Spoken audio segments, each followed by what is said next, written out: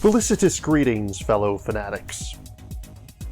Welcome back, everyone. I'm Fanatic, and today we're going to be taking a look at Star Realms, a dueling deck builder by White Wizard Games. What can I say? After looking at a video game deck builder last week, I wanted to take a look at one of the classics of physical deck builders. Originally released in 2014, Star Realms has released a total of 3 starter sets as well as a myriad of small expansions. For this review, I'll be looking at both my physical copy of Star Realms Frontiers, as well as the digital version for PC via Steam, for which I have a number of expansions as DLC.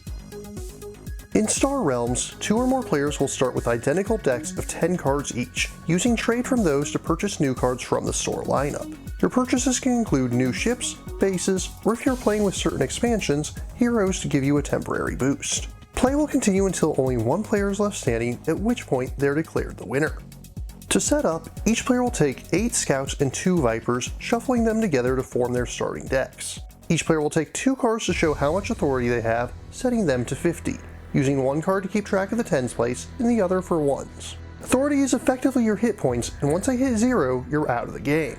You'll take the market deck, shuffle it up, and deal out 5 cards face up to be purchased by players. You'll also take the stack of scouts and place them beside the market. These are always available for purchase. For the first turn, the first player draws 3 cards. If playing with 2 players, the second player will draw a normal hand of 5 cards. If playing with 3 or more players, then the second player will only draw 4 cards, but all players after them will get a full starting hand of 5.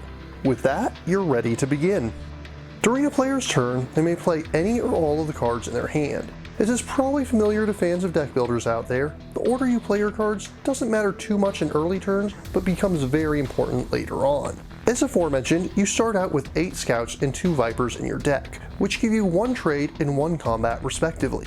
Trade is used to purchase cards from the market row, which can cost anywhere from 1 to 8. Combat is used to blow up your opponents and their bases, but we'll get to that in a moment. When you purchase a card, it'll go into your discard pile. If you ever need to draw or reveal a card for any reason and have none left in your deck, you'll immediately reshuffle your discard pile and use it as your new deck. Also of note is that in addition to the market row, you can always buy explorers for 2 trade each. But what really makes the game interesting are the cards you can buy. There are 2 primary types of cards you'll find in the starter decks, each divided into 4 factions. Most cards will be ships, which are played from your hand and are discarded at the end of your turn, just like scouts and vipers. Bases, on the other hand, will remain in play until they're damaged, and if it survives through your opponent's turns, you'll be able to activate it again on each of your own turns until they attack and destroy it. In addition to trade and combat, you'll also see this green symbol, which will increase your authority. There's no max in the game, so you may end up going above your starting value. Some cards may have text noting additional abilities, and you'll also see trash symbols. These will allow you to scrap the cards in question for additional effects. These are often very powerful, but if you use them, the card doesn't go back into your discard pile, and instead is placed in the scrap heap. Additionally, many cards will have ally abilities which show their faction symbol. When you see this, if you play or have played another card of the same faction in the same turn, you'll get that additional effect. Introduced in the Frontier set were double ally symbols, which require 2 additional cards from that faction to be played in order to activate them. Most cards in the game will belong to one of 4 factions. Although each faction has a wide variety of cards, those from a single faction do tend to follow a theme. Blue cards are the Trade Federation. As their name implies, they tend to generate more trade than the other factions. They're also the only faction that's able to increase your authority after the game has begun. Next we have the Star Empire in yellow. They tend to have more card draw than other factions do, and also have a fair number of cards that will let you adjust your hand by discarding in order to draw more cards. They also have the unique ability to force your opponents to discard cards, lessening what they'll have available on their own turn. Third up is the Machine Cult in red, a faction with the unique ability to scrap cards from your hand and discard pile, allowing you to thin your deck and pull your powerful cards more often. And finally in green, we have the Blob. The only non-human faction in the game, Blob cards tend to be very aggressive with high combat values. They also have the unique ability to scrap cards from the trade row, allowing you to deny cards that may be useful to your opponents without having to buy them yourself. After you've played your cards, you'll likely want to make purchases with the trade you have available and make attacks with your combat. To spend trade, simply pay the appropriate price and place the card from the market row into your discard pile. You immediately draw from the market to replace it, and if you have enough trade remaining, you may purchase the new card immediately or any other cards that are currently in the market row. As for combat, you'll use it to reduce your foe's authority. If playing with 3 or more players, you may divide combat as you wish among your foes, even if it comes from a single card. However, sometimes your enemies will have bases. You must take a base out in a single turn to damage it by spending combat equal to the number on its shield in order to force it into its owner's discard pile. If the shield is white, you may ignore it if you are unwilling or unable to deal enough damage to it and attack your foe directly. However, black shields represent outposts. All outposts belonging to a player must be removed before you can attack non-outpost bases or damage them directly. At the end of your turn, you'll discard all the cards you've played and any that may be remaining in your hand. You then draw 5 new cards and the next player gets to take their turn. Play will continue like this until only one player is left standing, at which point they're declared the winner. At least, that's how a standard game works. The rulebook for Frontiers also includes a number of variants for 3 or more players. Also included in Frontiers are 8 boss scenarios for playing solo or cooperative games. But we're not through here. As aforementioned, Star Realms has had numerous expansions and has also been adapted digitally. This includes not only all 3 base sets, but also numerous expansions which you can purchase as DLC. We'll get to the expansions in a moment, but firstly, let's look at the digital version itself. The game is mostly the same, but there are a few things that have been simplified to adapt it into a video game. Firstly, standard games are limited to ordinary 1v1 matches. Nothing for 3 or more players, and consequently, none of the alternate modes for playing with more players. Secondly, the rules implementation isn't perfect. When playing physical, you can choose to activate ally abilities at any time, whereas in digital, they must be activated as soon as possible. The other big thing is that there is no scrap heap. Scrapped cards are simply removed from the game, and if the market deck ever runs out of cards, it doesn't reshuffle the scrap heap.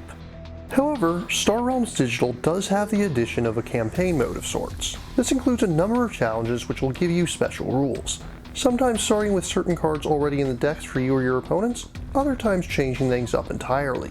A few of these are based off the co-op scenarios from the physical game, but most of these are unique to the digital adaptation.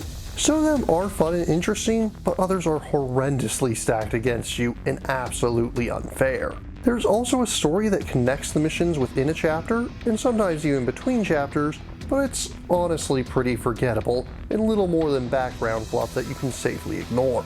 All in all, while the digital adaptation is far from perfect, it's still a lot of fun and a great way to experience the game. Beyond that, I do have to give special mention to the fact that purchases for it are cross-activated. So if you buy it on Steam, you can save your purchases to your account and activate it on an Android or iOS phone at no extra charge, or vice versa. This is such a rarity with cross-platform games that it really does deserve some praise for going the extra mile. Then we have expansions. Many expansions simply add more cards in, and while that's still a lot of fun, I'm not going to touch on those. What I'm going to focus on are those that change things up. Firstly, some expansions add heroes to the market deck. When you purchase a hero, it immediately goes into play. You may then scrap it at any time to use its ability, which will also activate the ally abilities of the matching faction. More expensive heroes activate twice, once immediately when purchased, and then again when scrapped as with other heroes. Another type of card added in certain expansions is gambits. I'm honestly not fond of these. To play with gambits, you'll shuffle them up and randomly give 2 to each player at the start of the game. Some are definitely more powerful than others, and it feels like it just adds an unnecessary luck element. Speaking of unnecessary luck elements, we also have events. Event cards are shuffled into the market deck, and when they come out, they tend to do something that affects all players. Although the effects are usually identical for everyone, this can have a very disproportionate effect depending on what's happened and when. Drawing 2 cards is usually a lot more valuable at the start of your turn than after you've started purchasing cards. Meanwhile, what if the scrap card comes out when you have nothing in your discard pile? Both gambits and events I tend to turn off while playing. However, what I really do enjoy are the dual faction cards. Just as they sound like, each of these cards counts as 2 factions at once. This makes it easier to trigger ally abilities of either faction, and also means they'll sometimes have unique combinations of abilities that are normally exclusive to the 2 factions in question.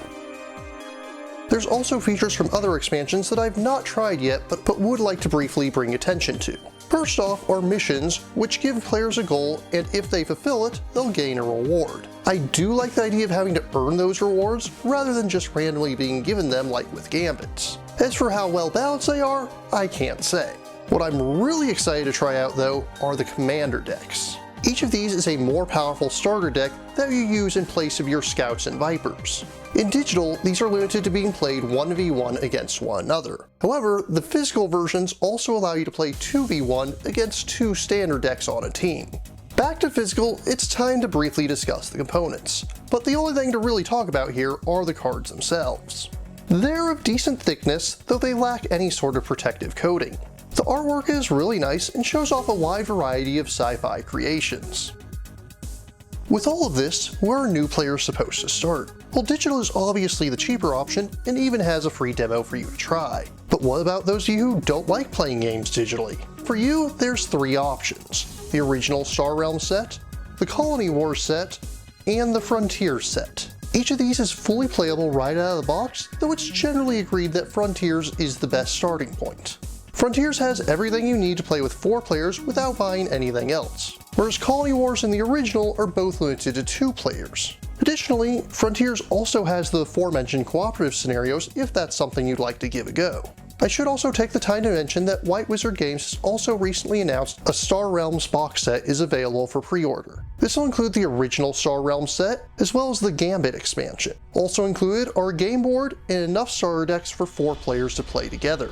Although I still believe that Frontiers is the better option for newcomers, you may want to consider that one as well. Alternatively, if you're more a fan of high fantasy than science fiction, then you may want to look at Hero Realms, which is effectively an official retheming of the game. All in all, Star Realms is a fun, fast-paced title. It's simple enough that I can teach it to non-gamers, yet deep enough that there's often in-depth strategy discussions on the game. At the time of its release, most deck builders were purely about economizing to gain victory points. Reimagining the genre as a head-to-head clash more akin to a dueling game was a risky move, but one that I think definitely paid off here. It's simple enough that I can teach it to non-gamers, yet deep enough that there's constantly in-depth strategy discussions on the game. As with any card game, there is a luck element involved, but there's enough decisions that skill will win out the vast majority of the time. As a fan of competitive 1v1s, deck builders, and space opera, it's little wonder this one would strike home with me. In conclusion, I find Star Realms as a whole to be worthy of a respectable 8.7 out of 10. Star Realms is available physically for purchase directly from White Wizard Games, although you should always consider checking your friendly local game store to see if they have it in stock. If you're interested in purchasing digitally, it's available for PC via Steam, as well as for Android and iOS cell phones. If you're interested in purchasing or learning more, links are included in the description. But what about you? What do you think of Star Realms? Which expansions are your favorite? If you have any questions, remarks, or opposing points of view, leave them in the comments down below. And please remember to like, share, subscribe, and ring that bell. Until next time, farewell, fellow fanatics.